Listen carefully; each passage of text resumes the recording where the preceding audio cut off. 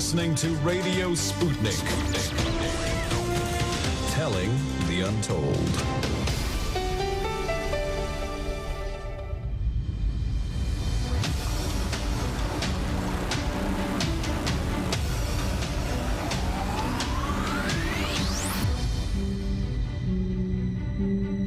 And we are live from America and just outside the Matrix.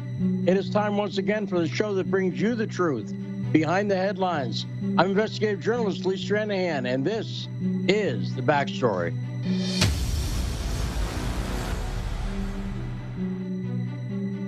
We have another big edition of The Backstory today.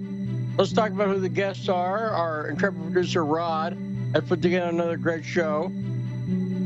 Two great friends of the show, Scott Ritter, legendary, heroic Scott Ritter will be joining us in the first hour. Then, in the second hour, the great Tyler Nixon will be joining us.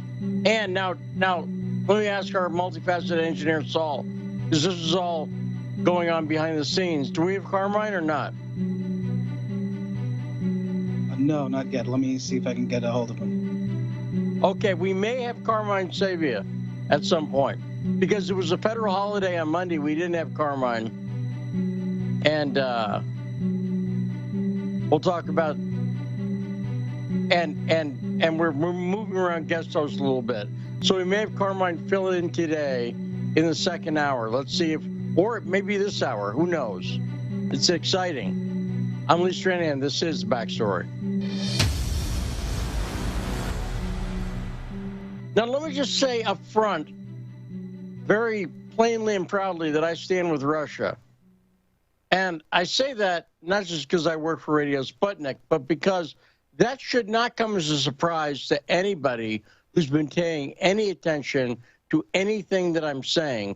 Because I was thinking about this, Rod. Now, if I say that I stand with Russia, in other words, I think Russia's in the right on this, is that a shock to you at all, having been forced to listen to me for a few years now? No, not at all. Right, because I've been talking about this stuff. This situation in the Donbass, we've been talking about it, Eastern Ukraine, for years on this show. We've been talking about it before that when I was co-host of Fault Lines in the morning. I would talk about it. And furthermore, the 2014, where this all started, because you know where the problem started in Donbass, Rod, was 2014. Okay? Yesterday was the anniversary of the Maidan coup and Viktor Yanukovych, the democratically elected president, being forced out by the U.S., right, and George Soros. That was an Obama-Biden-Soros operation.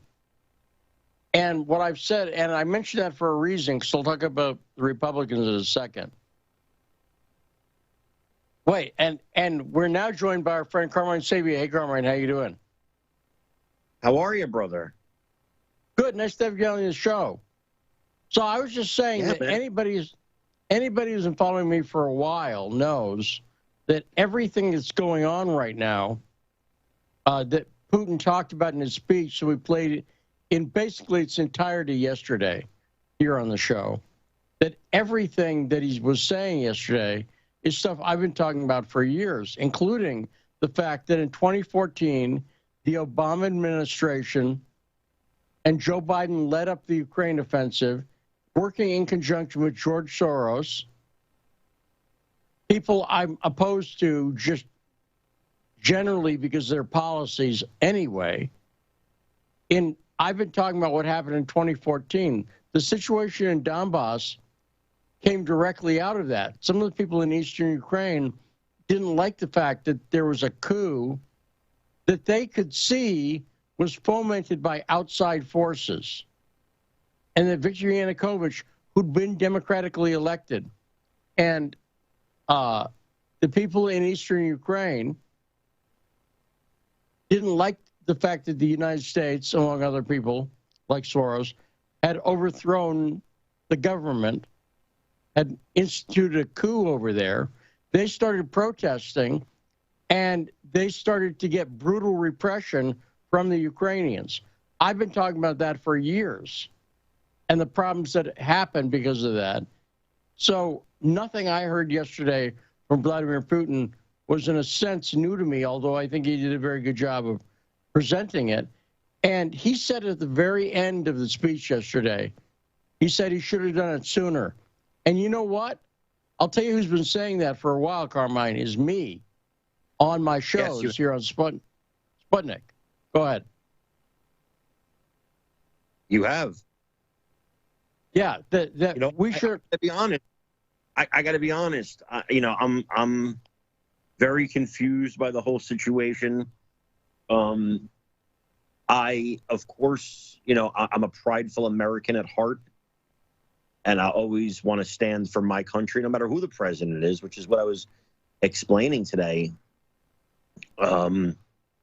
I've said on Twitter, and I've said here, and I've said everywhere, I also see, President Vladimir Putin's point. So it's a very complicated situation.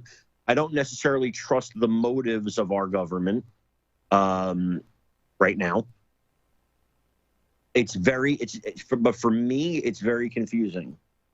Well, let me ask you this, because if you're saying that, I think you probably speak for a lot of people, Carmine. What do you find confusing? What specifically do you not? Because to me, it's complex, but that because I've been dealing with this so long, it's not confusing to me. But then I've been dealing with it for years. Right. You've been dealing with it for years. I'm new to this, and so what's confusing to me is why Russia's making the move now. Are they going to invade as we're saying they're going to? Are they going to fully invade and take over Ukraine? If they do, are other places like Latvia and Poland also potential targets? Again, I'm hearing the American media all day long. Is Putin trying to rebuild the Soviet Union? If so, well, so here, let me go back. Let me just stop you only because I think it's easier if we break some of these down in components. Russia has been very clear. They have no plans of a general invasion of Ukraine. Now, what they're calling an invasion, the media is calling this a re-invasion because they're saying in 2014, Russia invaded Kiev. That's a lie. That's a media lie. There was a referendum in Kiev in 2014, and the people of Crimea, forgive me, I misspoke. They've been saying this is a re-invasion and that Russia invaded Crimea in 2014. Russia did nothing of the kind. The people of Crimea voted to rejoin Russia after the coup. And here's one of the big things that people need to understand. And I actually found a good video about this that reinforces some of the stuff I've been saying. Imagine, so you're an Italian-American, Carmine, okay? Man. So I'm about to make up something about Italy. I don't know if it's true. So it's probably not. But let's say... Be very careful.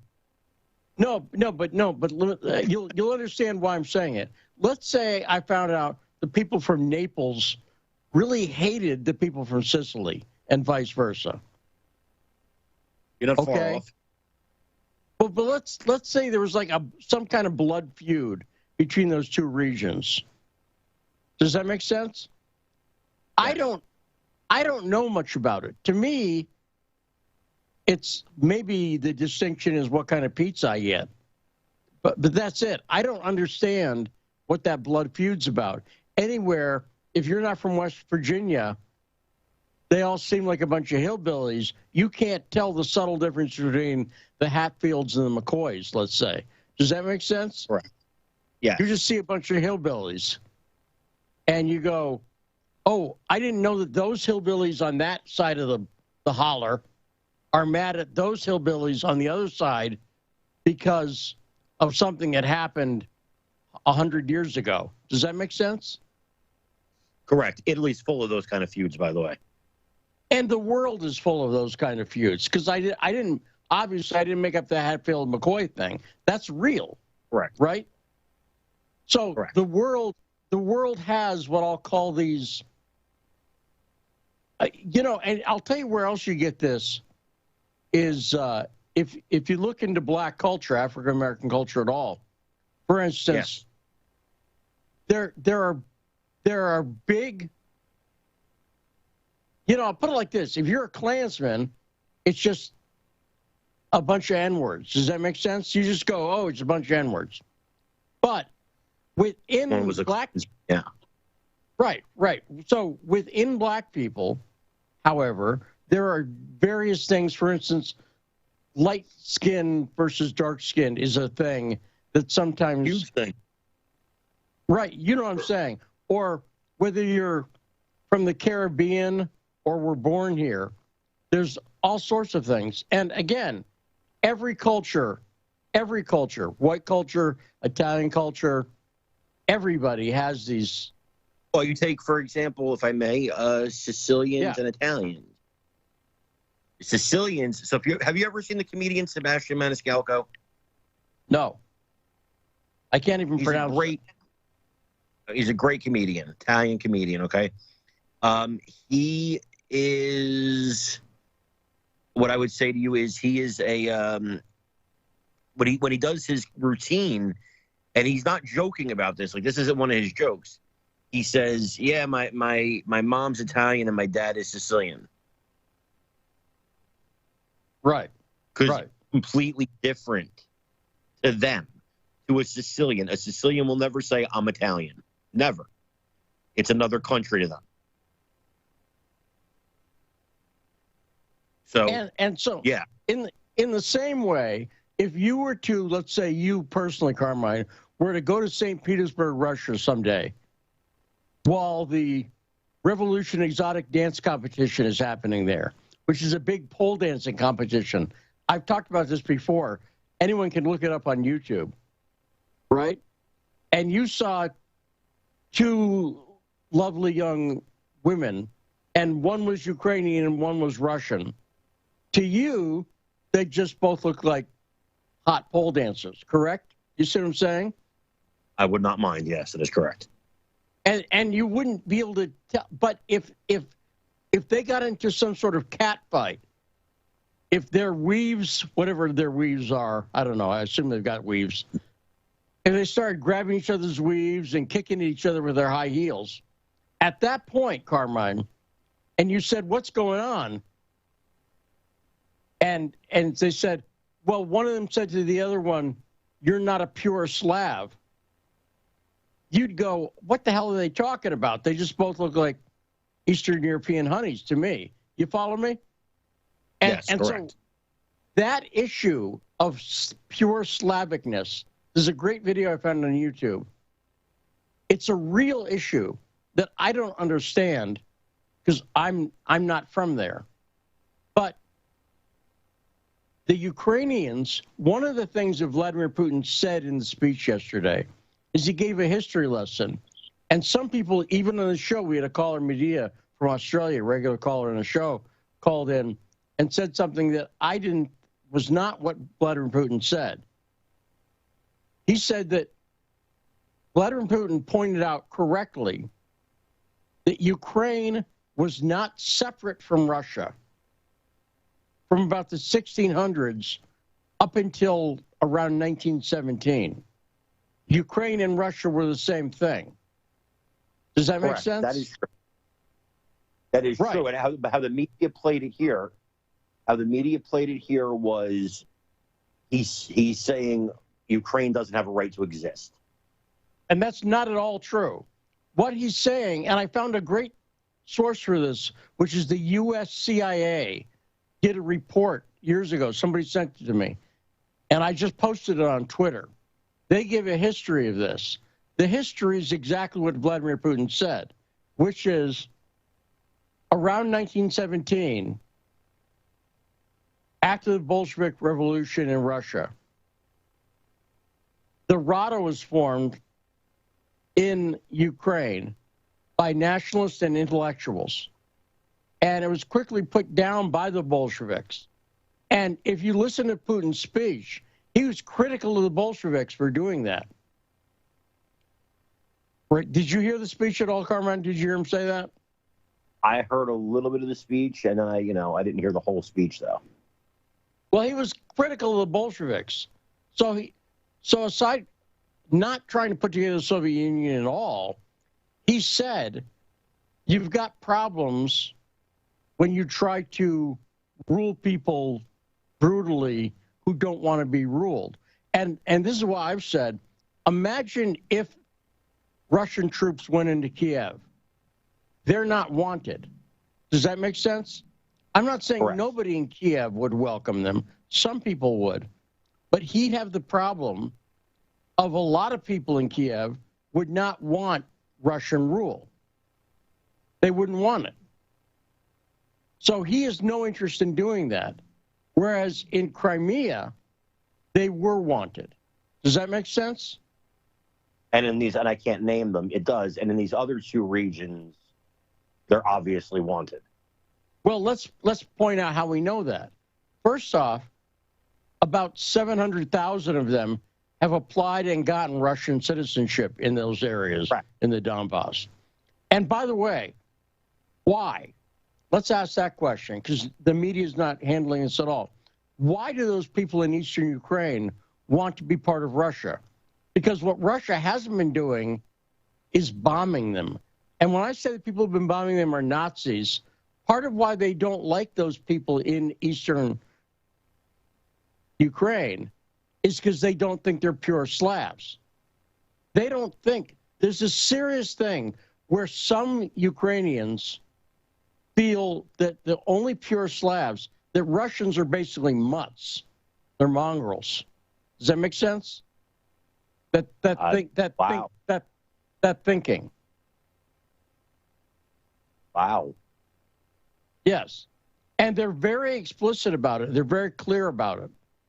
And you can find them quotes saying that. But this guy did a video. It's up on YouTube, and I linked to it. But if just type in Ukraine Slav, what these people believe, certain of them, in Poland, in Belarus, for instance, they feel that they're purely Slavic. And they make all kinds of arguments to prove that the other people are mutts, that Russians are mutts. They try to make genetic arguments. They say new DNA research, but the guy points out they never point to the research. They just always say new DNA research, and then they leave it there. But they also point out language differences because, Ukrainian is not Russian language-wise. And they point out all these differences. But the point is, anybody who's taking stuff, I'll put it like this. Whatever's going on between people in Naples and Sicily, I think we can agree nobody should be killed over that difference. Correct. Right? That's correct. But once you cross the line into killing people, where we had this in Africa was where the situation with the Tutsis, remember? Rwanda? Yes. Yeah. Yes. That's that same, it's a similar in the sense of it's like an ethnic difference that to a lot of people would just go, well, they're Rwandans. I don't know, but whatever. But to them, it became so serious that they wanted to kill each other. That's what's going on in Ukraine. It's not that they don't like the Russians just because of ideological differences, Carmine. It's literally, and all you have to do is, if I'm lying, I'm dying, but go look this up. You'll find it very quickly. And if you go to YouTube, you'll see them saying it. That's why when I say they're Nazis, that's the kind of Nazis they are. They're the kind of Nazis who go, these people aren't like the way the Nazis were talking about pure Aryans. They're talking about pure Slavs. That's what they're talking about. Does that help? Does that make some sense? Yes. Much better, yes. And and by the way, everything I'm saying is very easy to look up and confirm. And this guy, Stefan Bandera, who they do the Tiki Torch March parade to every January 1st, his birthday, Bandera his big innovation as an ideologue was talking about getting pure Ukraine. See, what they want to do is they want to get rid of anyone in Ukraine who's not pure. And by the way, do you know who they didn't consider the pure Ukrainians, aside from Russians, is Jews. They don't like Jews. That's why they're very like Nazis. Okay. We're talking about, oh God, what's it called? The Azov Brigade. Yes, but this is not, but it's not just the Azov Brigade. It's all throughout Ukraine. Azov is interesting because they're Nazis who are, here's the thing. Do we have Nazis in America? Yes. Of course, right? So we're the same as Ukraine, right? I disagree. Here's why. Do you know what we don't have? Military. Right. We didn't say, the Marines didn't say, hey, we're going to form a regiment. The Fighting Whites, whatever. You see what I'm saying? Right. We don't have, in fact, we go the opposite way. And as far as I'm concerned, promote critical race theory in our military. That's how far the other way we go, which is racist in a different way. The one thing I pointed out, and I pointed out in a tweet to some idiot at CNN, I said, well, I mean, how come you guys aren't talking about what a totalitarian Zelensky is? You know, it's like, if you remember last week, they were talking about the Dante Wright shooting, right? Yes. And they had the Dante Wright on CNN. Now, I'm not justifying that the cop mistook a gun for her taser, but I think the sentence was appropriate considering what an accident it was, okay? They have the parents of Dante Wright, and they show the picture of him with his little son, and he's smiling, happy family, and they talk about all the good things about Dante Wright. What they don't talk about, and if you're a journalist, this is, I mean, journalism 101. What they don't talk about is Dante Wright shot his own friend in the head, and the friend is now today living in a wheelchair, basically a vegetable, left him to die. That he robbed and pistol whipped a woman, that he had, you know, that allowed him to sleep at her house. An extensive criminal history, violent criminal history at the age of 20. And if I'm in that position, I say to the parents, okay, it is a shame what happened if I'm interviewing them. But don't you think your son was headed either in the path of jail or death? I mean, you talk about him like he's a little angel, but let's talk about reality here. Well, they can't do that. Right. I think they're doing the same thing with Zelensky. You know, Putin bad, Zelensky good, and they got their bad guy and their good guy.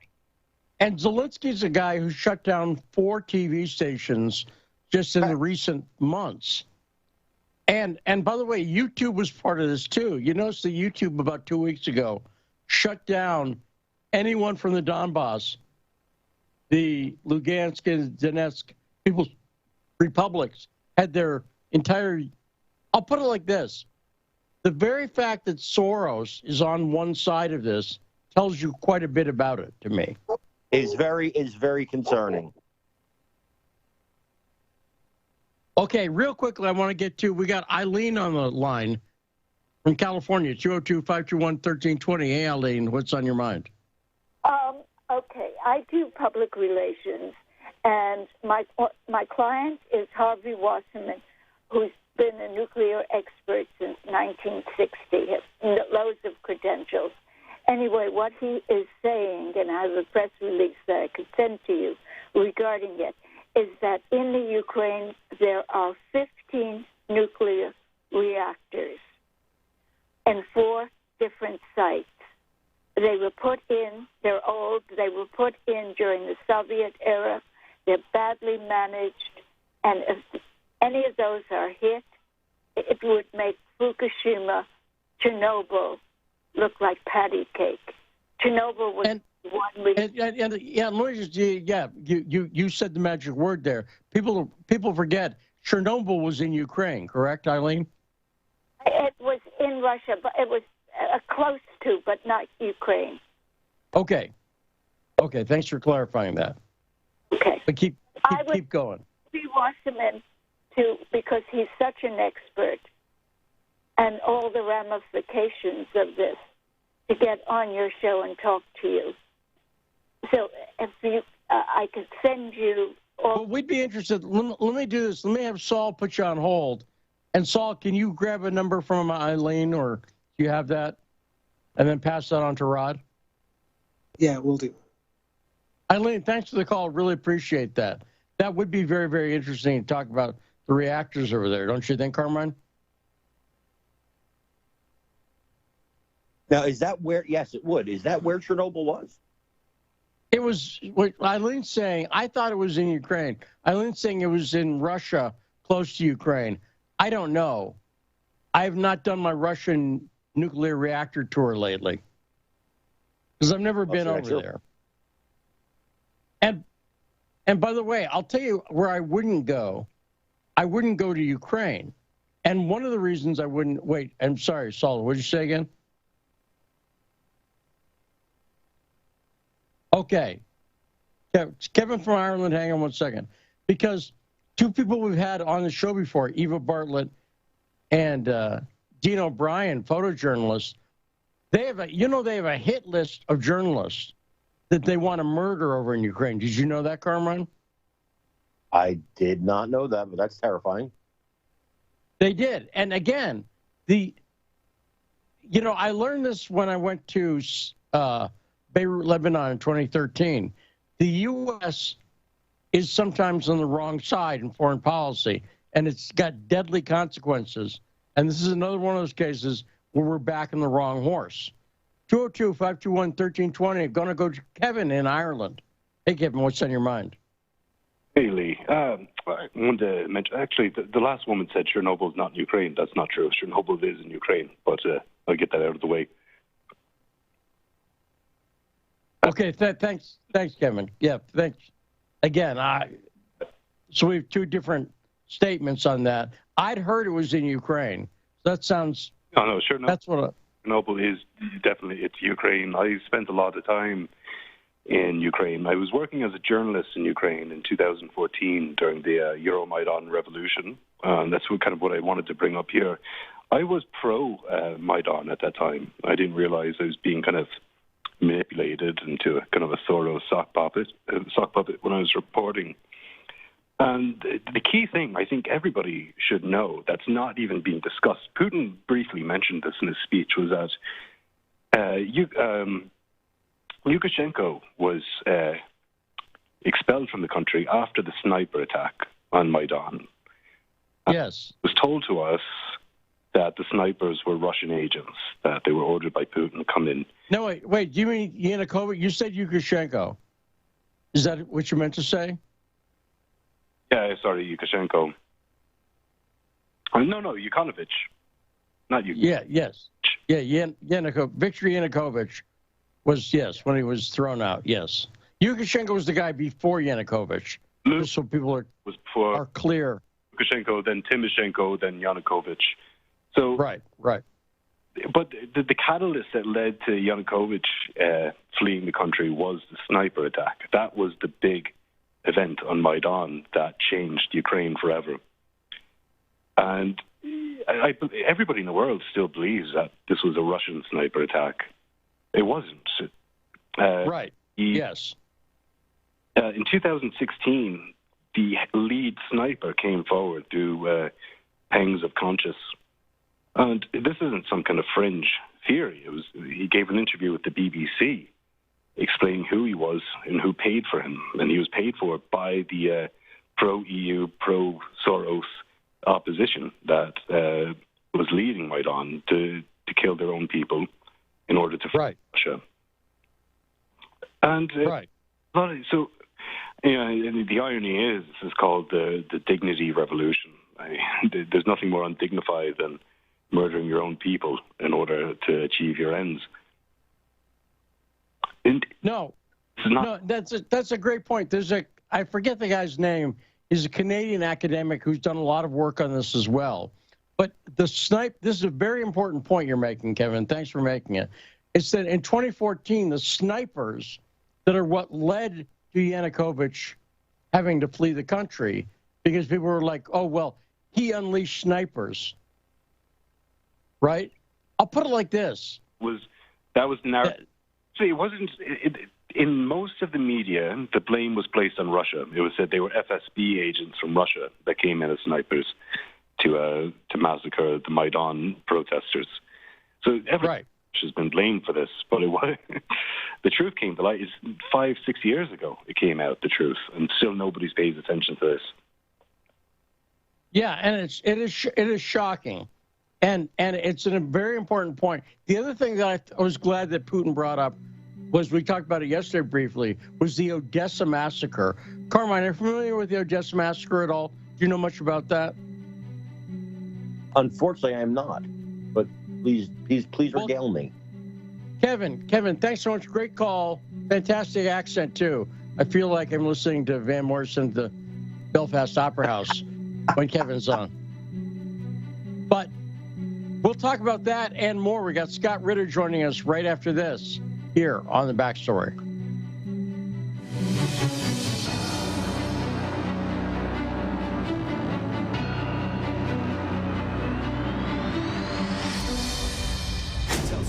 Want to talk?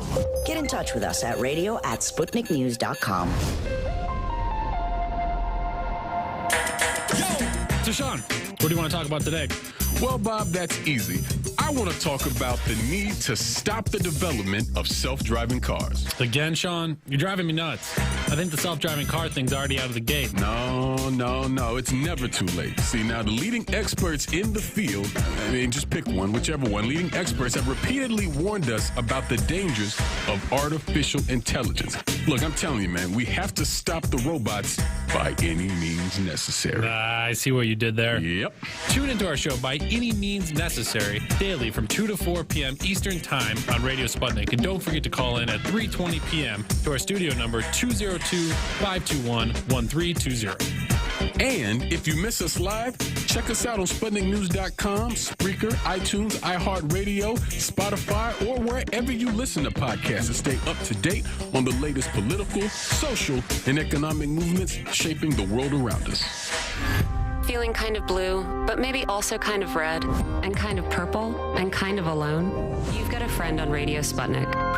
Tune into Political Misfits from 12 to 2 Eastern Time, Monday through Friday, for news, politics, and culture without the two-party bias. Catch us daily on 105.5 in Washington, D.C., or 102.9 or 104.7 in Kansas City. Or find us on Twitter, Facebook, YouTube, Spotify, or wherever you get your news. Are you bored? Are you lonely? Do you need a hug?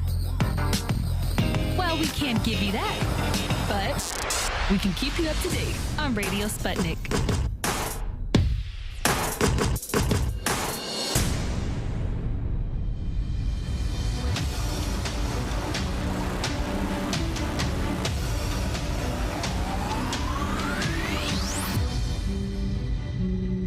We are back. I'm investigative journalist Lee Stranahan. Thanks again to Kevin for calling from Ireland. Rave on, John Donne. Rave on, thy holy fool. Down through the weeks of ages. I could keep going, but I won't. Thanks to Kevin for calling in and bringing up something very important that happened at the end of Maidan, which is the snipers. We know who did it now. There's no question about it. We know who did it. And I mentioned to Carmine briefly about the Odessa Massacre. I'm not going to have time to go into it, but the Odessa Massacre, dozens of people were murdered when a union hall was basically set on fire in Odessa. And Vladimir Putin brought it up in the speech yesterday. But any decent human being should be horrified by what happened in Odessa. And the U.S. is unfortunately not horrified by that, and that's why you don't know about it, Carmine. But joining us right now, former Marine, former UN weapons inspector, the legendary Jim Croce fan, Scott Ritter. Hey, Scott, how you doing?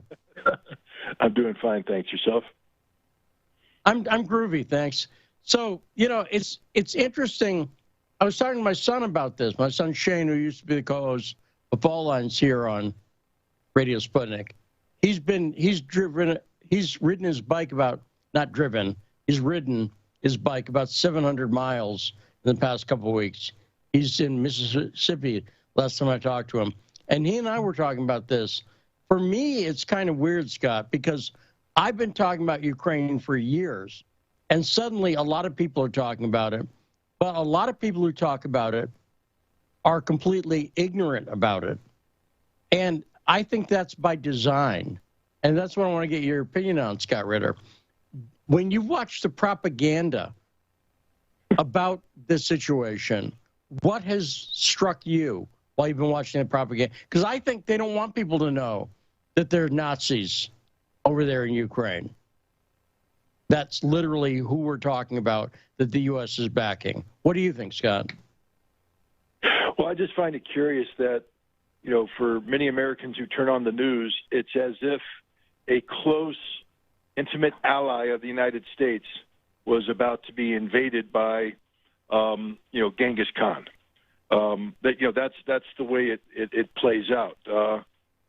You know, and we have a multitude of shake and bake experts. We call them television journalists. I mean, to turn on CNN and, you know, the same people who are spoon-feeding us coronavirus assessments and in-depth discussions on the morality of Governor Cuomo and so on and so forth are now geopolitical analysts, you know, military scholars with in-depth knowledge of, you know, the political morass that is, you know, Ukraine. It's absurd in the extreme. Ukraine is not our ally. We need to, I mean, people need to understand it. There is no military to military, you know, agreement beyond the provision of military equipment, which is a short-term agreement. But we are not obligated to come to the defense of Ukraine. We're not allied with Ukraine. You know, they are not our ally. And there are serious problems with the current Ukrainian government and military. People need to realize that, you know, Ukraine has been recognized since its birth at the, you know, when the Soviet Union collapsed, is one of the most corrupt nations in Europe. It is a cesspool of corruption. And it's also a dysfunctional state. Even before the events of 2014, Ukraine wrestled with the fact that it's a nation of three separate identities. There is a distinctly pro-Russian identity. There is a distinctly pro-Polish identity. I don't think most people realize that right. The entire western district of Ukraine was Poland.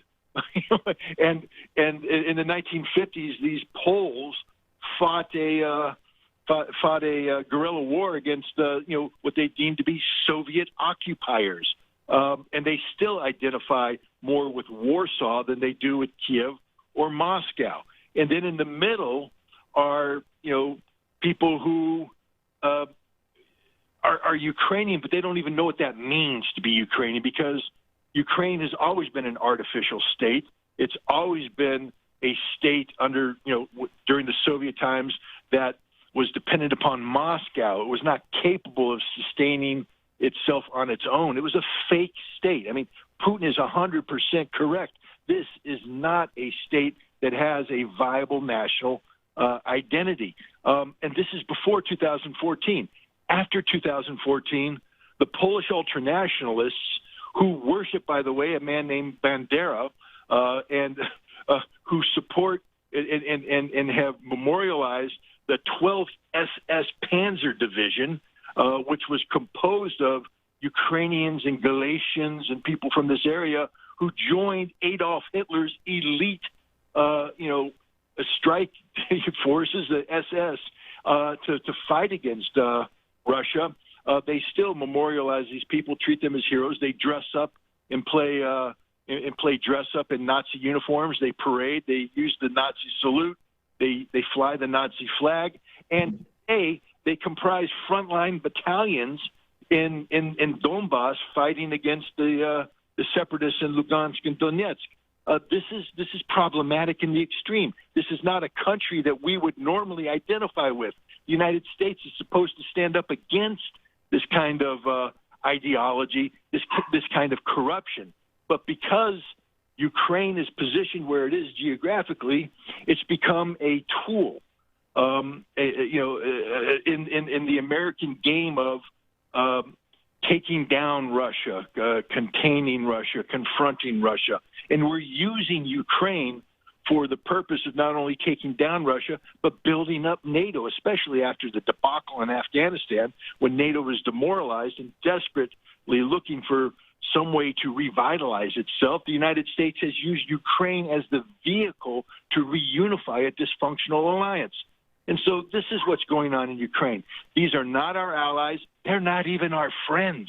If it weren't for Russia, we'd be sanctioning Ukraine because it's a despicable country.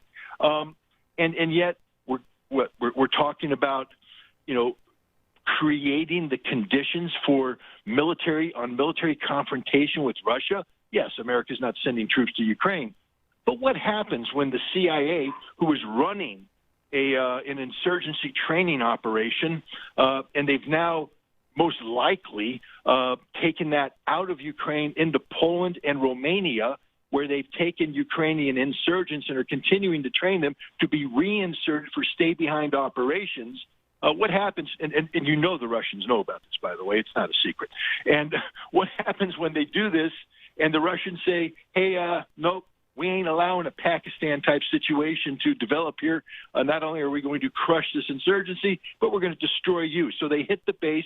They kill a half dozen CIA agents and joint special operators. And the United States says, well, wait a minute, you struck NATO. I mean, this is the potential here. The United States is playing a dangerous game. For what? For a fake nation that we don't even identify with. It's not a democracy. It's a plutocracy where its elected officials are handpicked by oligarchs who select these officials to continue the corruption that feeds their pockets. This is the reality. Everybody knows about it. And yet we have talking heads on TV that talk about democracy, that talk about freedom of choice. Ukraine has no choice in this. Do people understand that? What nation would choose suicide? What nation would choose suicide? And yet that's the only choice NATO has given Ukraine right now. Choose suicide so that you make our point about Russia. Don't blame Russia for this. Russia was backed up against the wall, for 20 years by an expansive NATO. Putin warned them over the course of 15 years to stop doing this nonsense.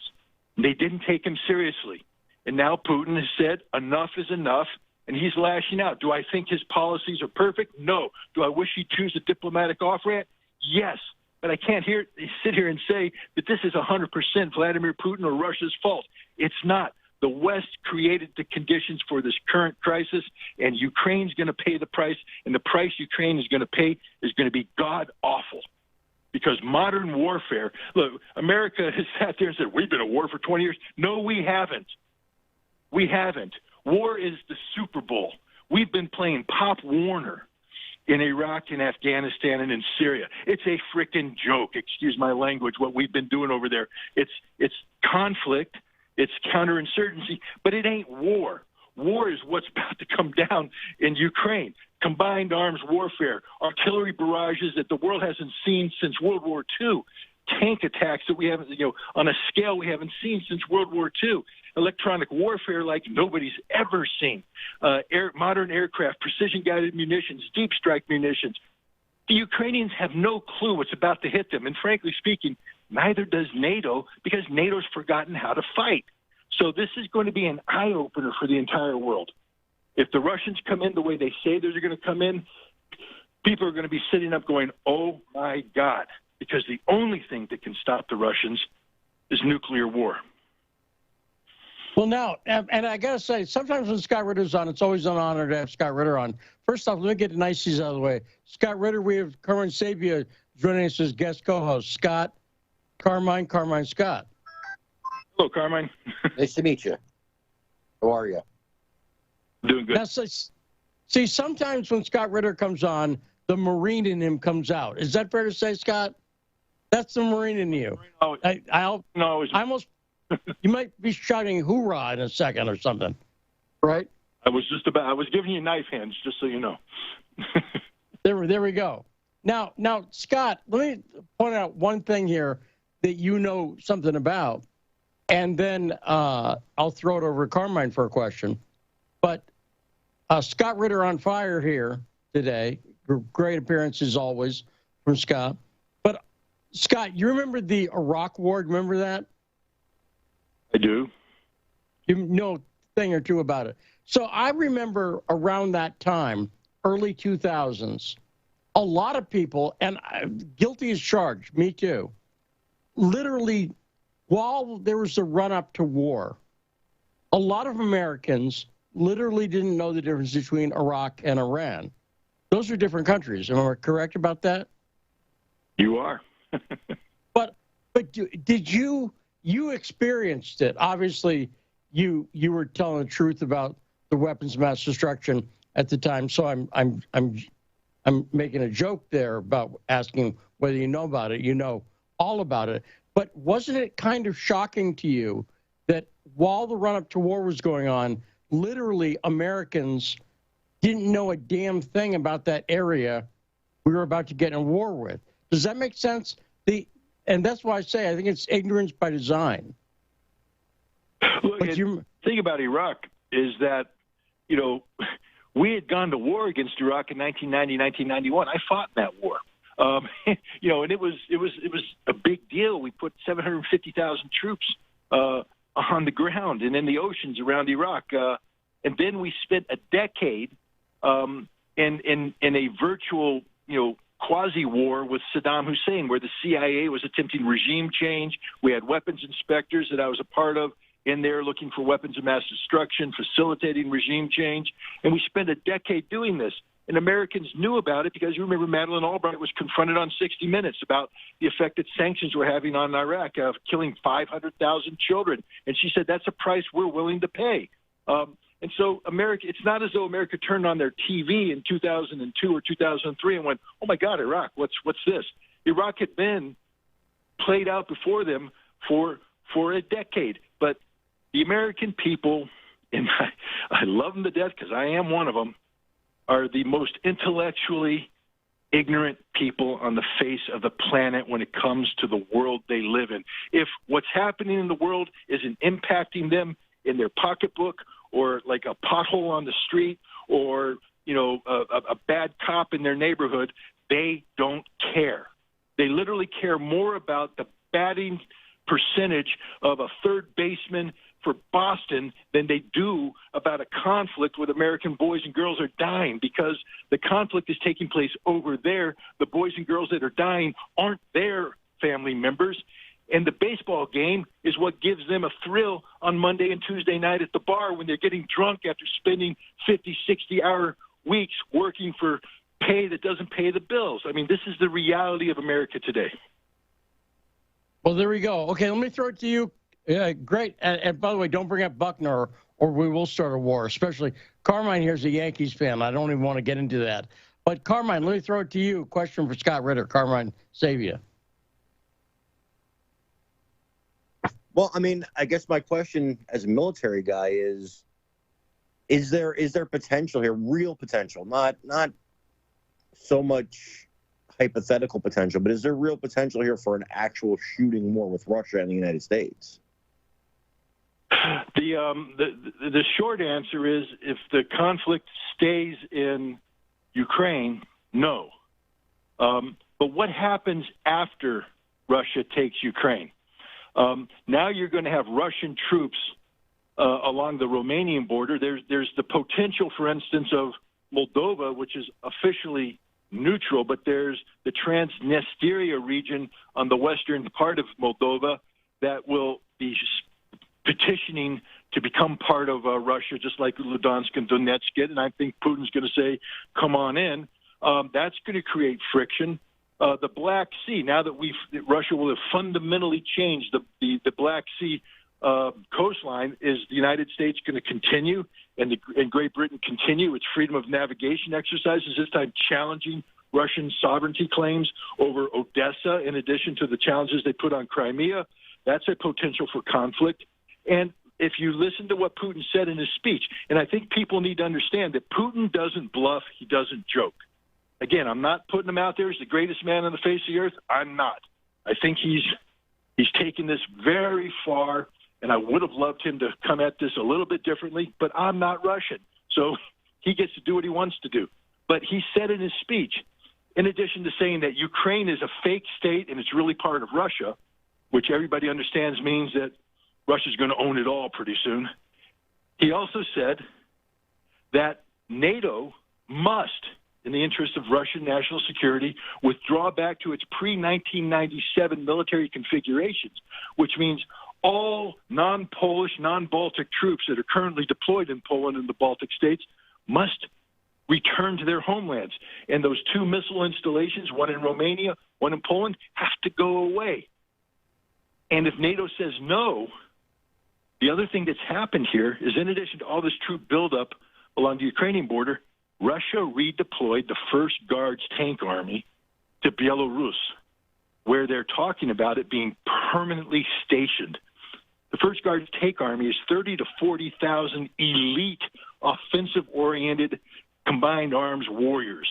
Now, they may be the guys taking Kiev, but after they finish taking Kiev, they're going to go back to Belarus, where their primary mission is to turn westward and face off against the NATO buildup in Poland and the Baltics.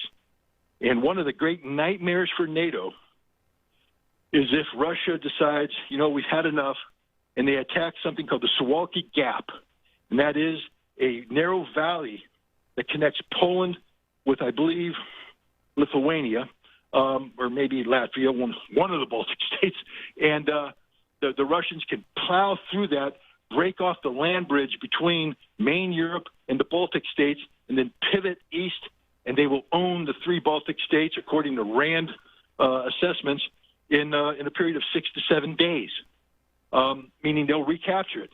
And, I'm not saying this is what Russia's going to do, but you asked the question, is there the potential for U.S.-Russian conflict? Absolutely. This is an extremely dangerous game that's being played right now. So people need to understand that this goes well beyond Ukraine, that the tensions that will accrue because of Russia's actions in Ukraine create the real potential for force-on-force conflict between the United States and Russia. And I'll throw in one last thing. America doesn't handle getting slapped around like a baby. And in our current military configuration, with our current military capabilities, if we go force to force with Russia, we will be slapped around like a baby. And then you'll have American politicians screaming revenge. And that's when it gets really dangerous, because what kind of revenge do we have? And you already had people tend to forget that under Trump, we deployed a low-yield nuclear weapon on a Trident missile. Well, that may not be true, because our military is learning all about white rage right now, so they're prepared. Okay, well, maybe they can inflict weapons. Hey, Russians. My concern is when push comes to shove, the United States has already exercised.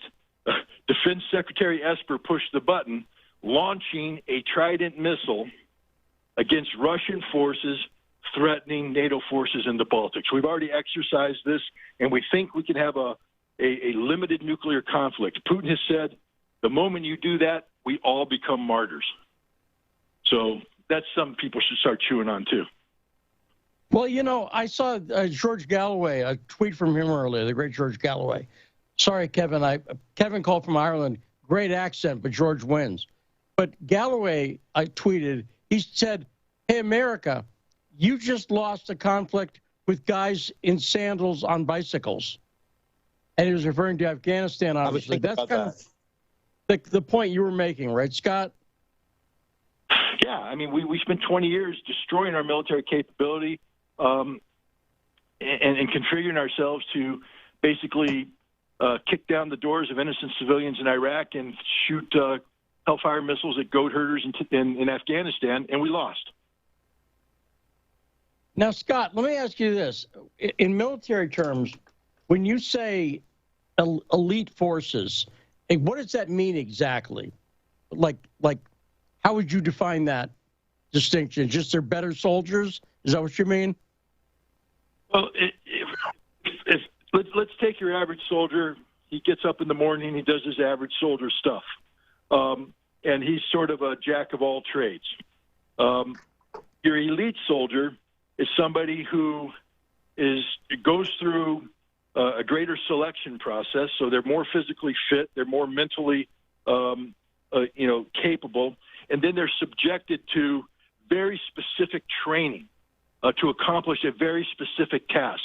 And so when I speak of the First Guards Tank Army as being elite, they take the cream of the crop of the volunteers. Remember, Russia is no longer a purely conscript military. In fact, the majority of its frontline combat forces are volunteers. They call them contract soldiers, but they're professionals. And so the Russians receive them, sort them, and the best of the best go to the paratroopers, go to the special forces, and they go to the First Guards Tank Army, where they are trained to do one thing and one thing only, and that's offensive combined arms operation. Their job is to punch through your defense and keep going and destroying everything in their path. That's what they do, and they do it better than anybody, at least theoretically. We're going to find out if they can do it practically in the near future. But that's what I mean by elite. Now, and because you're a weapons inspector, you know a thing or two about weapons. How are the Russian tanks? Are they good? Better than anything we have. I'll give you a little war story here. At the end of the Cold War, the United States had done two things. One, we had up-armored our M1 tanks, the M1 Abrams, and two, we had brought in a round of munition that we thought was superior than the Soviets. And we operated on the assumption that when we engage the Soviets, remember, this assumption guides everything from tactics to operations, that we would have superiority at a given range of engagement, that we could engage the Russians at a certain range and kill them, and they couldn't get us. And that worked well in Iraq. We destroyed, Iraqi T-72 tanks before they even knew what hit them, because we were shooting at them before they could even see us. But when the Cold War ended and the CIA sent in these teams into East Germany, and they snatched a couple of these Russian tanks and brought them back, they went, holy moly. The Russian armor defeated our round. Our round couldn't even begin to penetrate it. So the point is, we would have never killed a single Russian tank had they come across the border. And two, the Russians had a round of ammunition that sliced through our armor like a hot knife through butter at ranges greater than our weapons. So the Russians actually had the superiority. And I'll give you another little hint.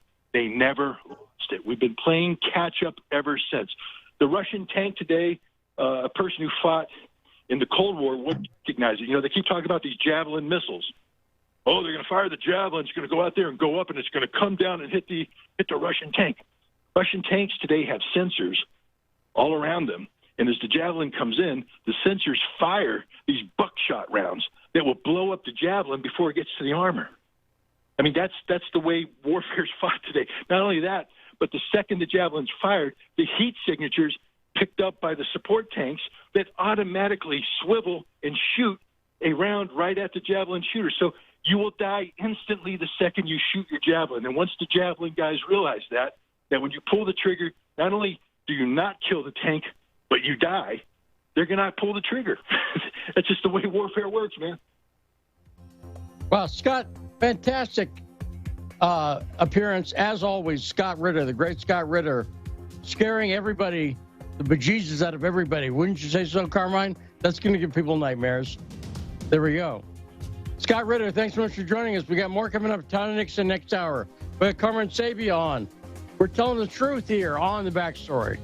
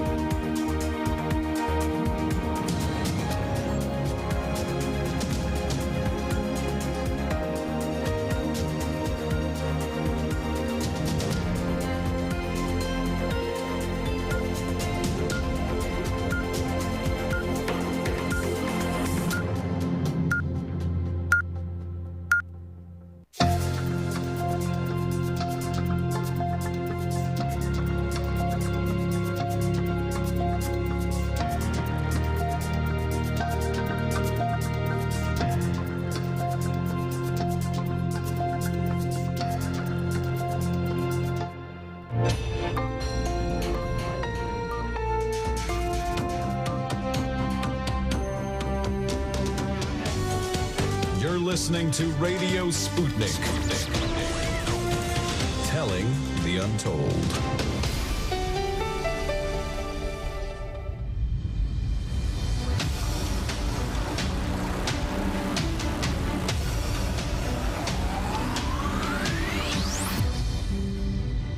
And we are back on the show that brings you the truth behind the headlines. And there's a lot of truth behind these headlines right now. I'm investigative journalist Lee Stranahan. We are joined today by our special guest co-host, Carmine Sabia. You're listening to The Backstory. Want to thank Scott Ritter for joining us. Always an on-fire appearance from Scott, wouldn't you say so, Carmine? He scared the hell out of me. Yeah, because Scott really does know his stuff, obviously. You know, he's fought. Me, bro, because let me ask you a question. This is what I would have asked Scott had he still been here. What the hell do we spend all that? You know how much money we spend on the military every year? What the hell are we spending it on? Well, here's the thing. The rents around Alexandria are pretty high, I got to say. And that mall, I used to live in Arlington. The Arlington Mall, have you ever been there? No. It's a very nice mall. Let me put it like that. It's not the best mall I've ever lived near. But, and I'll put it like this. You know, it costs a thing or two. The mimosas, you know what else they have in D.C. is a lot of fabulous brunches. And I'm not joking. If anyone who's out there who lives in the D.C. area knows, D.C.'s got lots of brunches that are good. And they'll deliver marijuana right to you. Did you know that? I don't smoke it, but thank you. But marijuana delivery is a big thing in D.C. So all I'm saying is that could be where, and I'll tell the story one sec, but say the name of the show. I'll let you get the boom in, Carmine. Go ahead. This is... I got no boom. But you broke up there. I gotta try it again.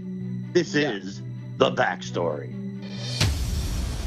There we go. See, that was a boom. That was boomless at first, man. So Carmine, and by the way, Tarif, I see. I'll get to you in 1 second. But this is a story I've told before. I'll tell it again though, because it's a true story. When I moved to D.C. at the beginning of 2017, I lived in Arlington first. And the Sputnik studios are in Washington, D.C. Now, if you want to understand D.C., dig, if you will, a picture, as Prince said.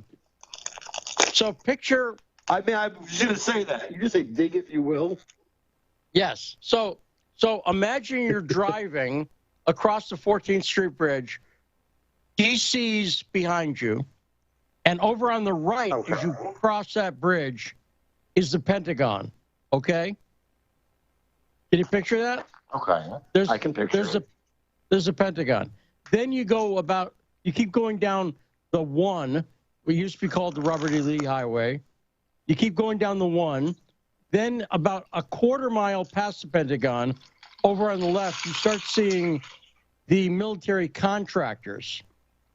So the airplane companies and the arms makers, right? Then you keep going, about a quarter mile past that on the right is the Porsche dealership. And that tells you what you need to know about D.C. right there. They're all in spitting distance of each other. There's the Pentagon. Here's the people who make the arms. Here's where they sell the Porsches. And if you take a right and go straight down that street, you'll get to the Italians. I believe it's a Lamborghini dealership is right there. So I'm just saying, the expensive sports cars, who's buying those? The people from the defense contractors, obviously. So that's where the money's going, Carmine. Does that make sense? Yeah, it makes sense. It doesn't make me feel like we have a good military capability, though. Well, I think we kind of showed that in Afghanistan. And but we did show, well, and think about this for a second. Remember when we said that we killed an Al-Qaeda leader? It turns out to be we killed children and a guy who's an aid worker. Remember that? I do remember that, yes. What is that? Forget the immorality of killing children for a second. Leave that aside. What does that tell you about our intel capabilities? They suck, right? That the support... Well, I mean, it's a pretty stupid mistake. If you have good intel, that's a pretty bad mistake. That's a pretty stupid mistake to make, yes. Yes, and that we're willing to make that mistake. And by the way, the media is willing, because that story lasted about a day and a half, and then it was gone. That's why I had to ask Carmine if you remembered it, because I don't have to ask you. If I say to you, do you remember Russiagate? You go, duh, I was alive. But that was every single freaking day. But us, the United States murdering children, is a day and a half story.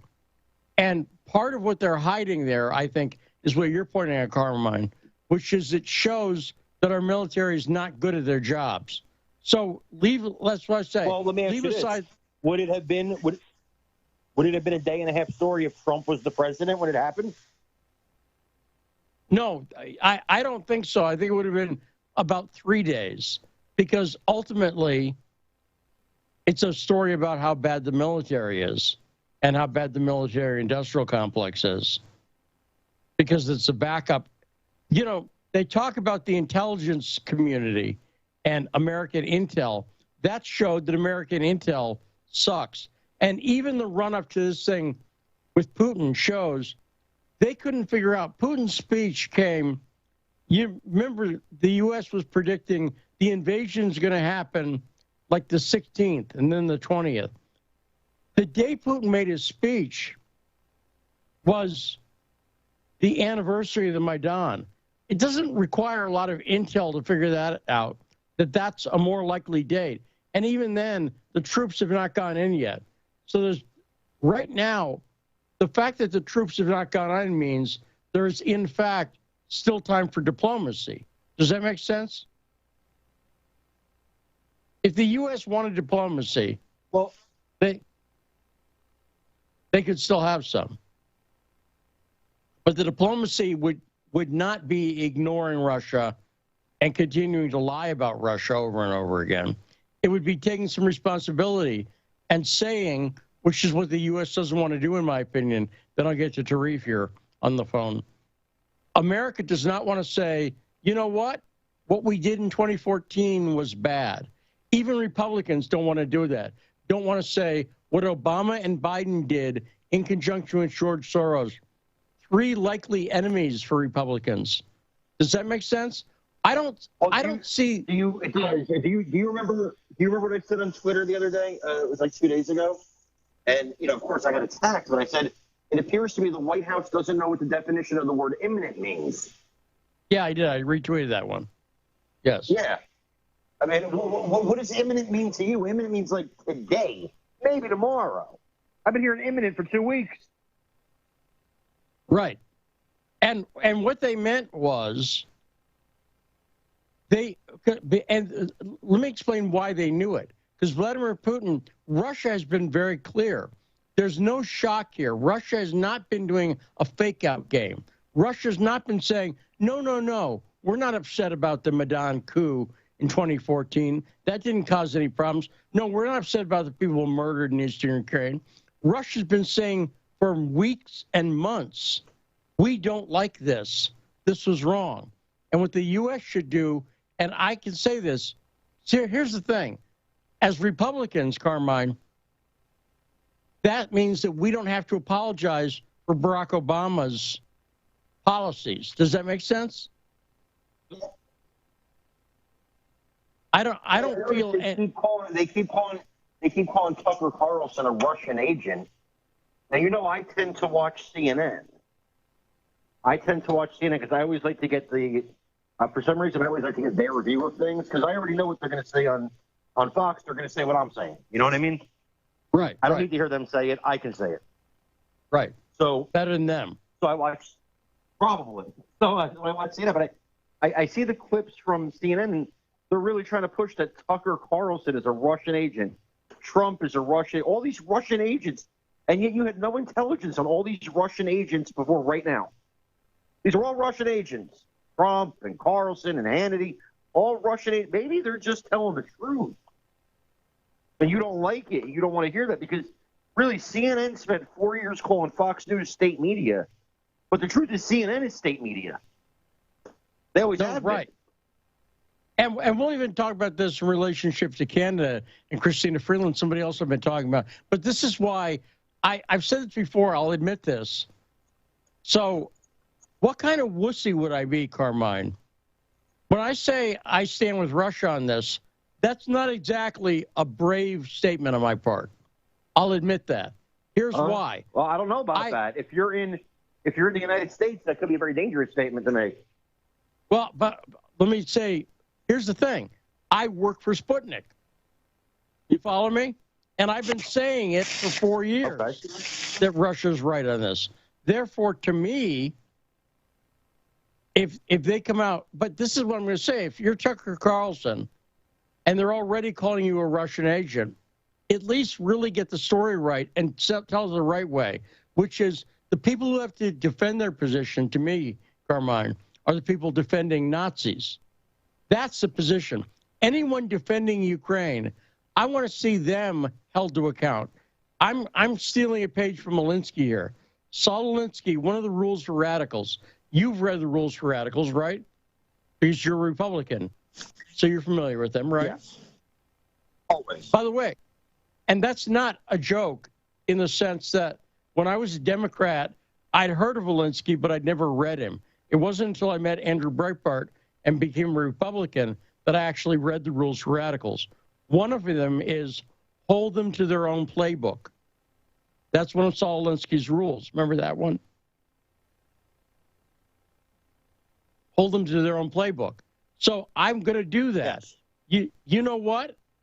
Hey, media, you like to call Trump. Here's what it is. They like to call Trump supporters Nazis. Have you noticed that? Yes. So let's hold them to their own playbook. When we've got a country, Ukraine, that literally was collaborating with the Nazis. Stefan Bandera, who Scott Ritter mentioned, was a Nazi, was collaborating with the Nazis. Lebed, anybody can go to the CIA's archives.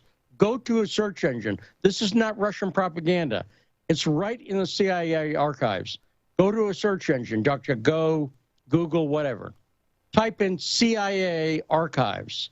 Then go to that website, the official CIA site, and in the search engine, type in LEBED, Lebed. That will bring you to an article on the CIA's own website called To Catch a Nazi from the Village Voice. And it talks about how the CIA was collaborating with a Nazi war criminal, Mykola Lebed, from Ukraine, after World War II, in the 50s, in the 60s. He died in Pittsburgh, a Nazi war criminal that the CIA was working with. This goes back decades, in other words. I'm opposed to that. I don't feel guilty. Here's the thing, Carmine. Should I feel guilty opposing the CIA working with a Nazi war criminal? Just on the basis of that question right there. No, of course not, man. Right. And so what I'm saying is, as soon as someone brings up stuff, I'll send them to the CIA's own website. Go look it up.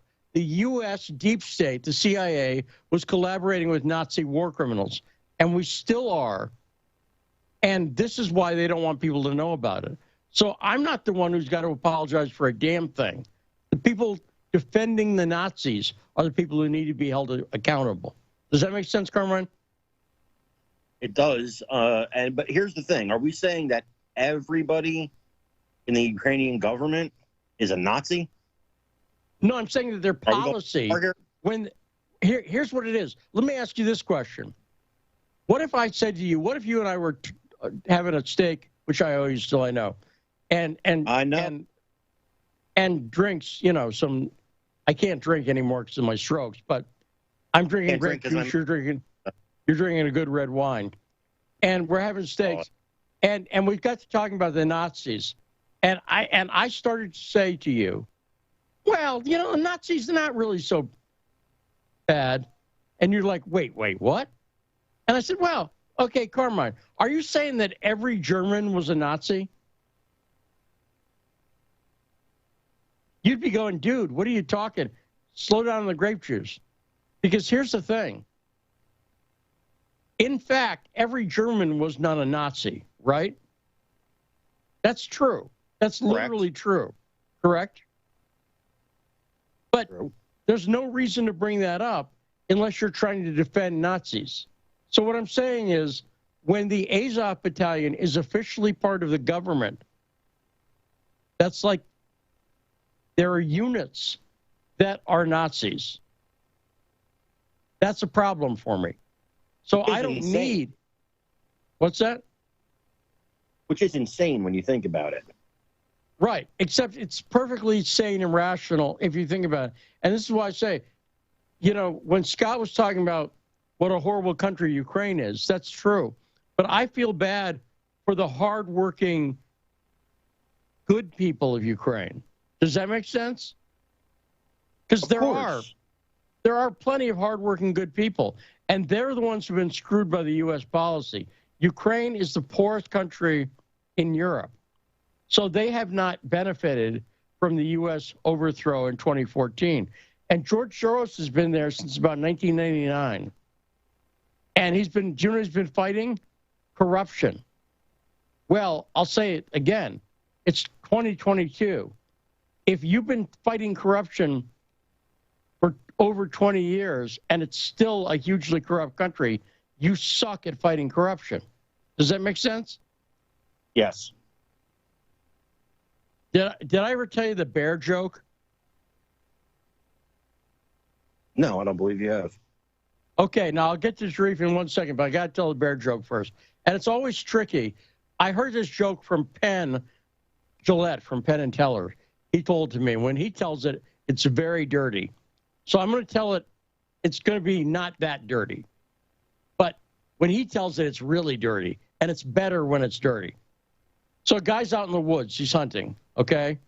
He picks up his gun. He sees a bear in the woods. Picks up his shotgun. Aims. Bam. Misses. The bear turns and looks at the hunter. Walks over to him. Says to the hunter, what are you doing? I'm out here. I'm a bear. I'm trying to live my life in the woods. And you're trying to freaking kill me? Knocks the shotgun out of the hunter's hand. Then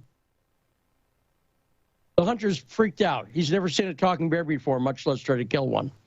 The bear says, I want you to pleasure me. See, that's the part where Penn would get more dirty. But also, I can say pleasure. He says, pleasure me. The hunter's like, what? The bear grabs the guy by the head, forces his head down on his big, salty bear member. I think I can say that. I'm not sure, but I think I can. Finishes on the guy, then leaves. The guy's completely freaked out. He's disgusted. He's like, pleasure you? Oh, no, take some pleasure in this. He picks up his gun. He aims it right at the bear. Fires. Bam. Misses. The bear turns around. Walks back to the guy. Says, did we just have a discussion? I thought we just talked about this. And you're trying to shoot me again? The guy's now completely freaked out. The bear says, bend over. The guy's like, what? The bear takes the guy, bends him over with one swipe of his bear claws, knocks his pants off, bends him over, has his way with him. And again, I could get a lot more dirty and descriptive here, but let's just say has his way with him. You follow me, Carmine? I gotcha. So leaves him in a puddle of bear excretion. Let's put it like that. Walks away. Now the hunter's really mad. Picks up his gun. Holds it for 3 seconds. Carefully aims. Bam. He misses. The bear turns to look at the guy. The bear whistles. 5 bears walk out of the woods. They all walk up to the guy. The bear looks to the hunter on the ground and says, you didn't really come here to hunt, did you? That's the bear joke. And so the point of that joke is, if you're fighting corruption for 20 years and it's still the most corrupt country in Europe, right? I'm going to argue you didn't really come here to hunt. Does that make sense?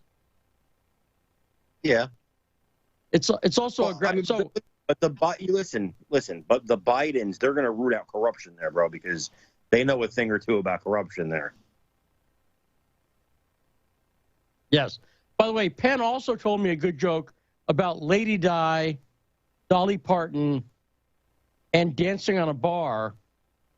And I can't tell the joke because it is too dirty, but I'll tell you the punchline, and I'll let you backtrack the joke. The punchline is, because a royal flush beats a pair no matter how good. That's the joke. Punchline. Figure out the joke from there. 202-521-1320. Tarif, what is on your mind? Thank you, gentlemen, for taking my call. That was a good little joke you had there. But anyway, first I'd like to say free Julian Assange. I have two comments. I need to make the second comment, too. But first comment dealing with the truck convoy thing, I think, from my opinion, I think it's best for them to, like, go home and have a strike and ask for a higher wage. And also maintain the vaccine get rid of vaccine mandates, and also ask for a better health care insurance for us all, what conservatives and liberals can agree on, or something much better. By them going to D.C., I think they might be being set up for like a little false flag, or they might have a crazy truck or somebody crazy claiming to be part of the convoy might do something, and they might turn, a whole bunch of people in the country against them. So I think they need to reevaluate what they're doing. And, it's best to strike at home where you ain't moving no cargo. My second comment is dealing with the Ukraine situation. I just saw a tweet from Pablo Escobar about 10 minutes ago. Donbass region just requested military aid from the Kremlin. And how the way Pablo Escobar wrote the tweet, once they get the military aid or maybe military troops from Russia, they're going to basically hit back at the Ukrainian army. They're going to try to get back all the lost ground that they lost back to the original border of the Donbass region. They're going to try to gain that back. So you might see an escalation once they get that military aid from Russia. Yeah, that's all I wanted to say today. Thank you, please. Well, Tarif, great call. And I think they will do that, by the way. And I think I want to talk to you, Carmine, about the convoy. But let me follow up. When Penn tells that joke, there's another part to it. It's the difference between funny and not funny. Can I explain this, what he says about it? So Penn told that joke once, and a guy said to him, "You're telling the joke wrong." And Penn said, "No, I don't think I am." And the guy said, No, you forgot the punchline. And this is the difference between funny and not funny. And Penn said, "No, I didn't forget the punch. That was the punchline." The guy said, "No, the punchline is you didn't come here to hunt.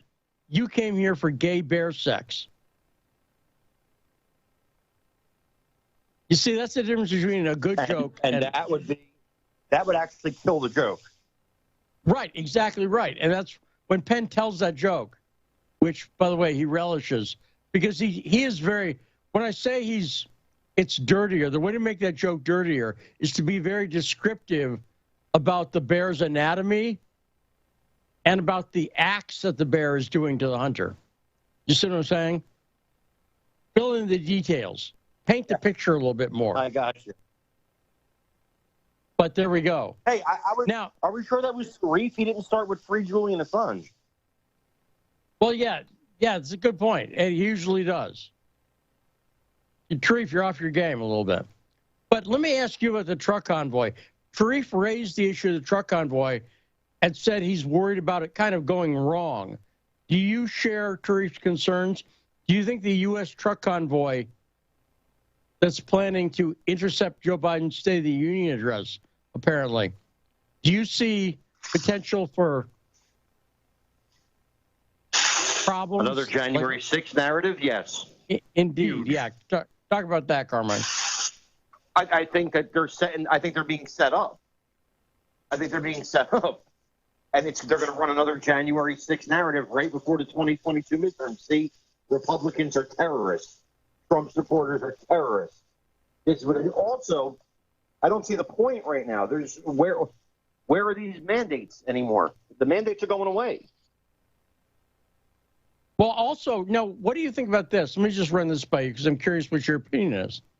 What if the truckers said, rather than do a convoy, we're on strike? Much more effective. Right. I think it would be much more effective. Very effective. And what would the Biden administration do if truckers across the country went on strike? They'd be in a jam. They'd be in a jam. What could you do? You can't force them to work. Here's the thing. Again, I think the broader point here is I think good-intentioned people are going to be used for a propaganda tool here. I think it's a mistake. I agree with Tarif 100% on this. So you're not driving your truck from Newark into Washington, you're saying? Say that again? You're not driving your big rig from Newark down to Washington, Carmine. That's what you're saying, right? That's correct. Maybe because I don't have a big rig, but yes. Well, you're Italian, and I've seen Scorsese movies, so I know you people can get a truck anytime you want. Just go on the highway. Access to them, sure. Sure, yeah. Who is you people, Lee? Who is you people? The Italians. 202-521-1320. BT from New York. What's on your mind, sir? I think, sir. I don't know what the BT stands for. Yeah, those are just my initials. I had a question about... You could have been a girl, that's all I'm saying. I hear that like there are OSCE monitors, mostly from Europe, at the front line between the republics and Kiev, Ukraine. And they've reported that there's been shelling, and it's from Ukraine or the Kiev side. But then and the BBC and Western media will occasionally admit this, sort of, not very loudly, but they will admit it because the OSCE is neutral. But then they also say that somehow the fighting there is a false flag or instigated by Russia. So how can these two things be true at the same time? And also, like, who is it that makes the decision from the Ukrainian side to shell the republics?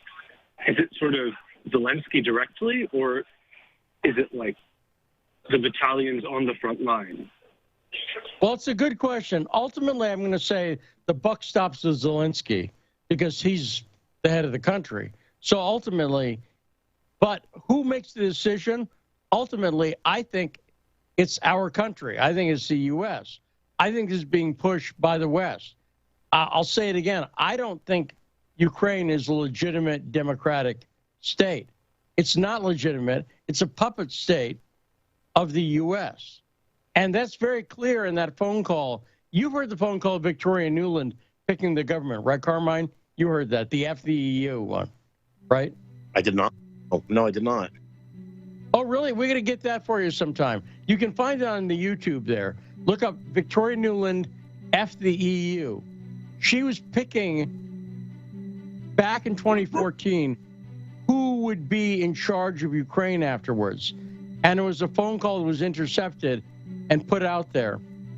And even after that phone call came out and was publicized, the people we wanted in charge were put in charge. You'll hear the call. It's amazing. 202-521-1320 is the number to call. But coming up right after this short break, we have our friend Tyler Nixon joining us. Two conservative firebrands, Carmine Sabia and Tyler Nixon. 222 for the price of one here on The Backstory.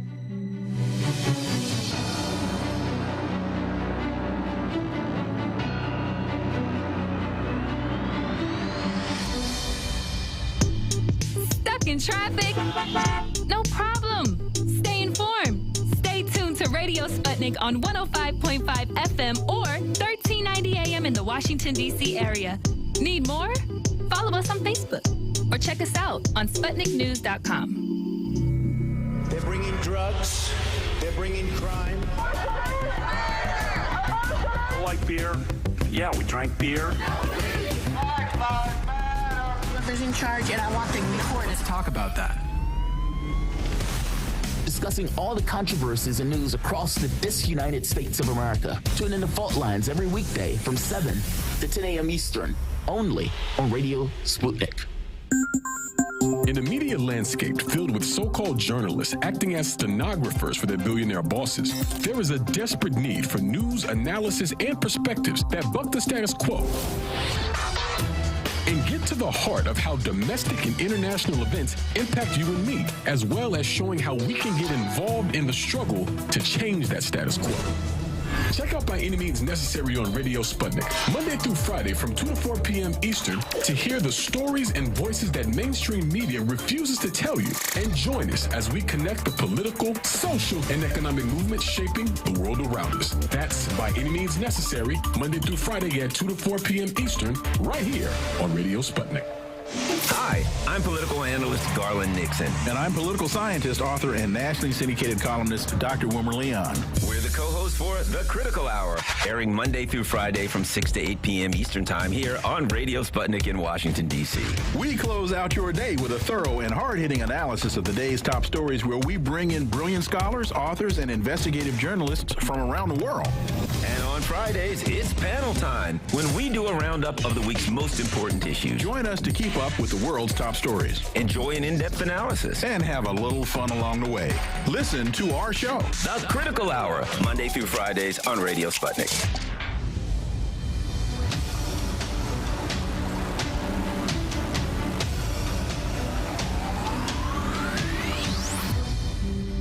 We are back. I'm investigative journalist Lee Stranahan, and this is The Backstory. By the way, I would check out, if you've not had a chance to listen to Vladimir Putin's speech, search out yesterday's episode of this very damn show, The Backstory. You can hear the whole speech.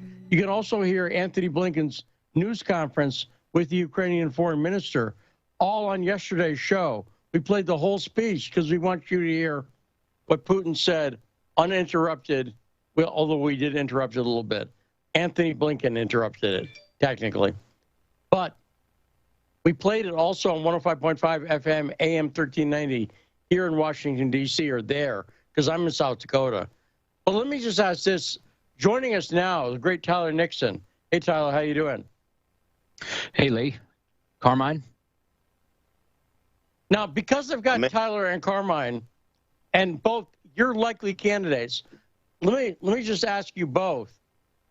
I'm up in Sioux Falls, South Dakota, where I just double-checked. It's currently 7 degrees, but the feels-like temperature is minus 5, and we're expecting more snow tomorrow. Lucky. So let me ask both of you guys, are either of you bastards going to Orlando, Florida for CPAC this weekend? Go ahead, rub it in.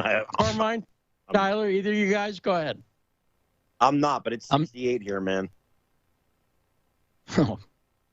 I'm sticking in Denver, where it's currently 12 degrees. It was 0 this morning, so we must have blown your weather our way, Lee. But it'll be up to 55 by Sunday. So now, I want my what do you winter guys back, man. Now, be honest though. Let me ask you, Tyler. Do you think that CPAC in Orlando feels like a real CPAC? Because I remember when it was in D.C. I remember when it was right downtown at the Marriott Wardman. That was, to me, real CPAC. That's where my friend Andrew Breitbart went out and yelled, "Stop raping people" to people after he had a couple glasses of wine. Remember that? Yeah, I mean, that was the old school. That was the real hardcore, the movement conservatives, where you'd have Howard Phillips come in and he'd be dropping bombs, and it was a little less high production value and sort of ultra media savvy. It was just the hard chargers. Good times. I understand why they might want to be in Florida in February. I can't argue with that logic. But I will also say, when you've got Orlando ain't Mar-a-Lago.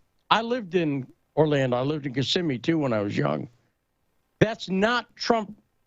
And again, I will say this. I was in Orlando last time I was there.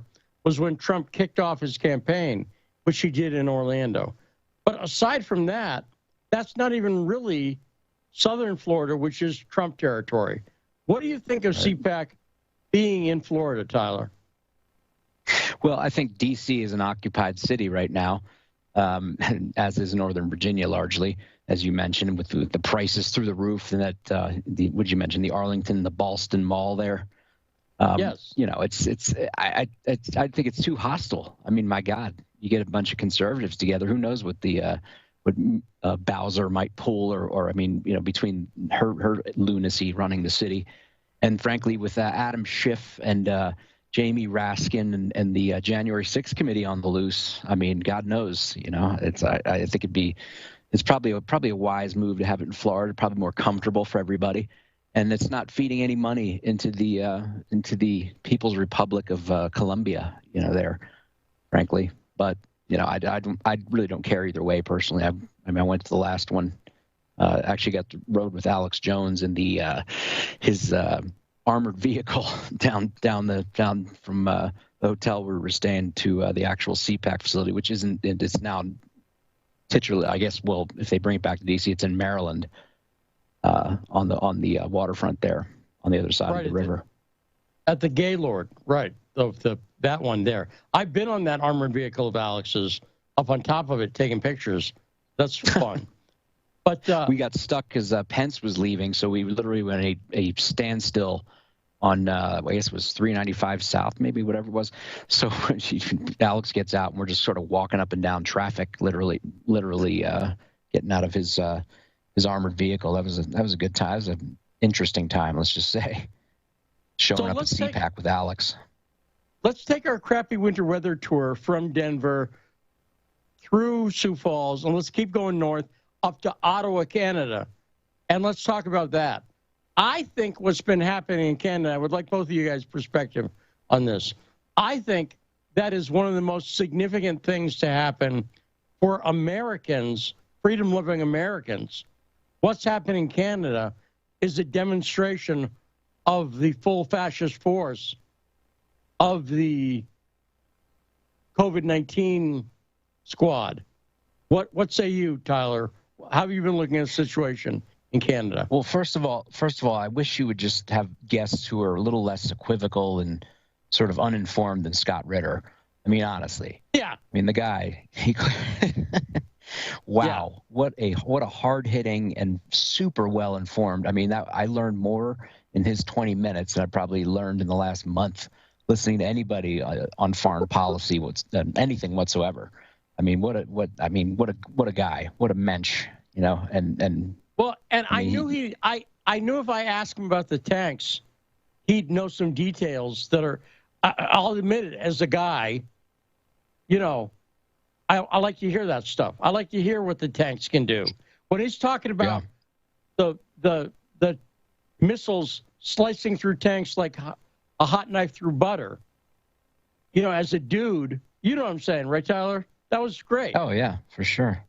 Yeah, heavy weaponry. And look, I mean, the Russians, we have the most right now. I mean, in addition to probably not having, as Scott, you know, alarmingly pointed out, technological inferiority with battlefield weaponry relative to the Russian forces, our leadership, I mean, you couldn't have a more pathetic, politically motivated, PC, sort of just politicized. I mean, it's just, I mean, Biden couldn't have picked a more, I mean, Milley and, you know, Austin. I mean, these guys, the mandates, the jab mandates, and sort of, you know, Austin looking like he's like sort of Darth Vader or something with his triple I mean, these people are idiots.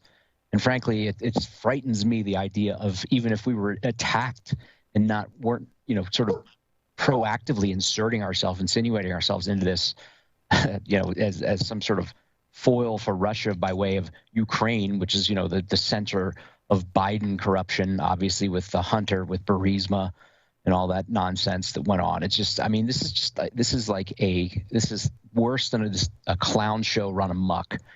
You know, trifling with a nuclear power and a leader who clearly does not mess around, is not going to be He's not going to play these footsie games that I think Biden sort of, thinks he can, bluster and just puff his chest out. I mean, I remember back in '87 when he first announced for president, and every time he's run ever since, my thought was, God help us, this man gets elected.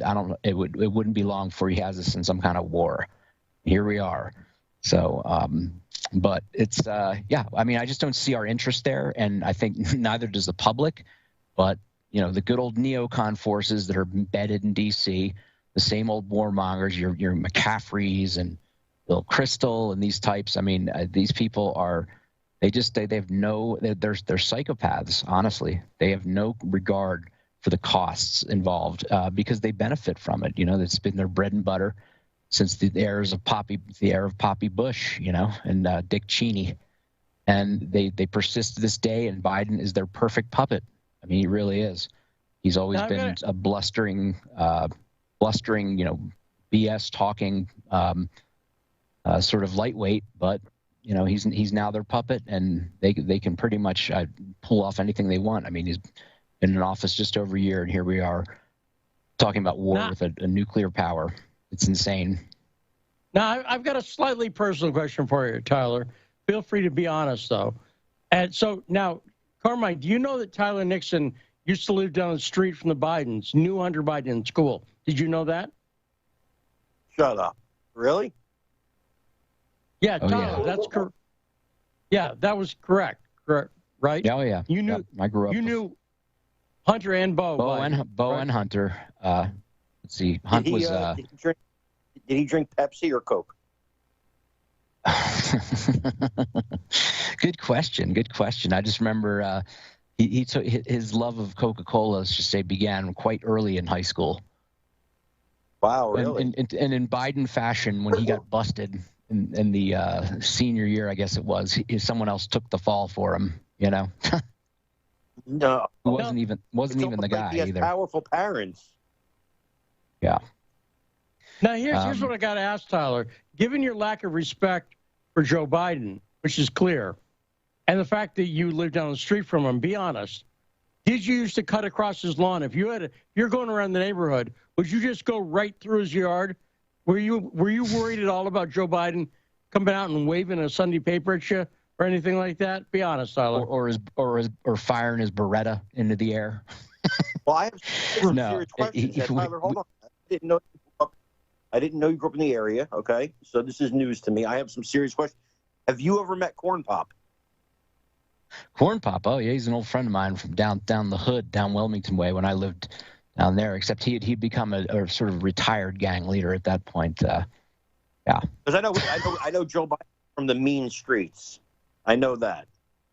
Oh yeah. I mean, he used to brag about how he talked his way out of a mugging when he was I guess a public defender. He said, he claims, I mean, of course, there's no witnesses to this, but that he was, held up by a knife point, I guess, leaving his office one day when I guess before he became a county councilman, was supposedly a public defender. I don't even know if that's necessarily true.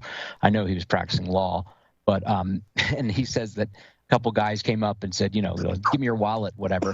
And he started talking to him and said, I'll be the one who ends up defending you. So you guys, you don't want to do this. You're going to get, and claims that he talked his way out of getting mugged and, convinced them not to rob him. I mean, just the guy is so full. I mean, you want to talk about malarkey. I mean, I got to tell Blarney. You, Tyler, I don't know what Newark, New Jersey is. I'm from Newark, New Jersey, which is pretty hardcore, honestly. Oh, yeah. Sure. And so I know another guy who's a hardcore guy when I see him. And when I see Joe Biden, I think to myself, OG, straight gangster. Yeah, no, Joe Biden has spent his life trying to disprove or trying to overcome what he thinks other people think of him, which is that they think he's a lightweight, an idiot, and frankly, a blustering blowhard. Problem is that they're right. So, but he's constantly trying to puff his chest out and prove himself. And he has this inferiority complex beneath the surface because he used to be a stuttering idiot. He was never very bright in school, but he was a big mouth blowhard even back in high school. And I'll tell you what. I mean, those mean streets of Wilmington.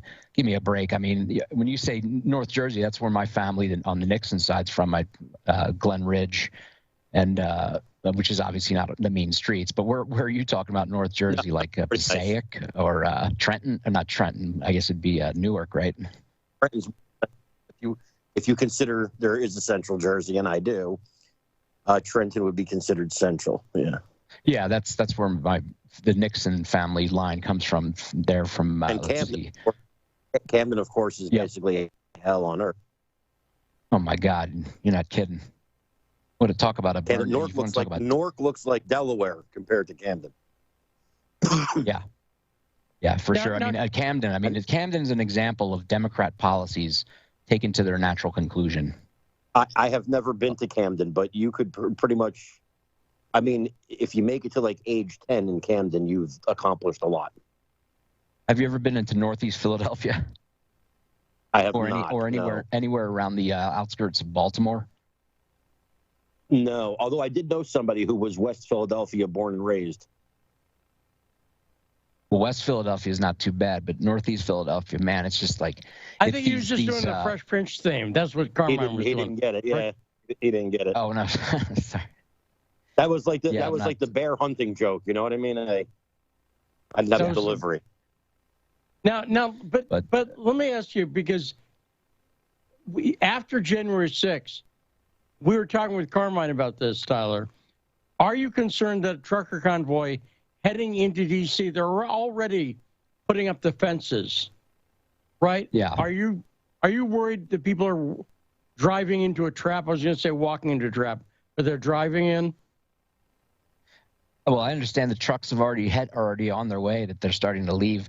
But what I've heard is that it's going to be they're not going to necessarily clog up the city itself, but they're going to just basically clog the entire beltway. So in other words, ring the city and prevent ingress or egress, which would be interesting because they can't say, "Oh my God, they've the Capitol, this whole high holy temple of our statist cult, has been attacked and defiled." When they called it a sacred temple, I was like, my God, these people really believe they're gods. They really believe this. Well, certainly their ideology is a religion. The way you think about it, they have their holy scripture in all these laws that they pass. They have all their high priests in the political class that runs the elites, so-called elites. They have their temples, their churches, these grandiose neo-fascist buildings in Washington. Yep. So no, it has all the markers, frankly, of either a cult or certainly a religion. And I mean, they're godless as it goes. So they're the gods in their own lives. Yeah, it's when I heard it. Now, to get to your original question, Lee. Who would have thought that Canada, of all countries, would be sort of the test bed, the beta test for this new sort of quasi-soft authoritarian neo-fascist or whatever you want to call it, full fascist globalist cabal testing their chops, or seeing if they're little puppets, they're little trainees from the Klaus Schwab school of Bond villains, who makes Gert Frobe look like a seem like a genteel guy. With this guy Schwab. You couldn't talk about out of central casting. And what is between he and Soros? I've never heard thicker accents that or denote the most evil villains you could come up with right out of, like I said, central casting. Talk about just and who are these people? My God, he just openly talks about how we've penetrated the government of Canada, whatever, and just forget the notion of a democratic, or a popular representation. No, it's getting your people, your minions. And one of the things I have to say is that, as I understand it, Tulsi Gabbard is a New Economic Forum quote graduate or whatever the case, which I find surprising. But I have to say it really puts a dark stain on her as far as I'm concerned. I think she has to come out and renounce that or come clean on that. Unless I'm mistaken. Lee, had you seen that? Well, no, it's entirely possible. They've talked about the. Oh, I'm sorry. I'm sorry. I don't want you in trouble, Lee. I don't want you in trouble, Lee. I was just going to say if Tulsi needs to be cleaned, I'll help clean her. That's all I wanted to say. Okay, that's listening. Fair enough. And I'm about to make a dirty reference about Christina Freeland, but let me do that now. You know, when you talk about, and here comes the Jersey Kevin Smith reference for you, Carmine. People either get this or they won't. It's from Chasing Amy, my favorite Kevin Smith film. But the woman who Klaus Schwab and George Soros referred to as finger cuffs, that's the reference, would be Christina Freeland. Watch Chasing Amy, and it'll make sense. But Christina Freeland is the link between Soros and Schwab because there's video of her. She, back when she was 20 years old, met George Soros. So she's been dealing with Soros. She's right at the center of the COVID-19 controversy. Everything. She's the deputy prime minister now in Canada. She's the one pushing things in Canada. And, of course, she's Ukrainian-American. She was also a deputy. Oh, my God. Working with Klaus Schwab. And literally comes from a family of Nazis. Her grandfather, Michael Chomiak, I've talked about this before, was an actual Nazi. He published a very anti-Semitic newspaper in Poland that had been stolen from the Jewish owners, and she lied about it. And she talk about someone cast out of central casting villain. Yeah, Christina Freeland, seriously. right at the center of this stuff. And I think it just shows when you're literally from a Nazi family. Now it's not surprising you act like a Nazi.